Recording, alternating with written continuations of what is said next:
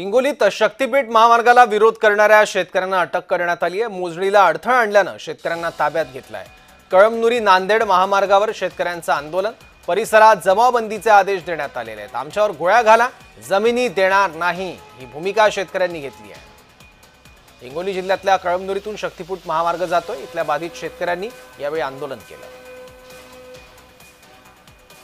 सरळ सरळ भूमिका आहे। वडिलोपार्जित आमच्या जमिनी येतात, बागायती जमिनी येतात। या जमिनीनं या काळ्या आईनं आम्हाला हजारो वर्षापासून, करोडो वर्षापासून जगविलेलं आहे।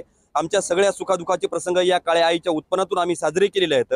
आणि आज ती काळी आई आम्हाला न विचारता, आमची यथोचित मागणी मान्य न करता किंवा आमच्या कुठल्याही भावनेची कदर न करता, जर तुम्ही सरळ सरळ ॲक्विशन करून जमीन आमची ताब्यात घेऊन आम्हाला देशोधडीला लावण्याचं काम जर सरकार करत असेल, तर सरळ सरळ आमच्या या सगळ्या शक्तीपीठ वाढीची एकच मागणी आहे, आम्हाला हा शक्तीपीठ नको आहे। आम्ही तुम्हाला हा शक्तीपीठ मागितलेला नाही आणि आम्ही आमच्या जमिनी तुम्हाला देणार नाही, ही ठाम भूमिका आहे।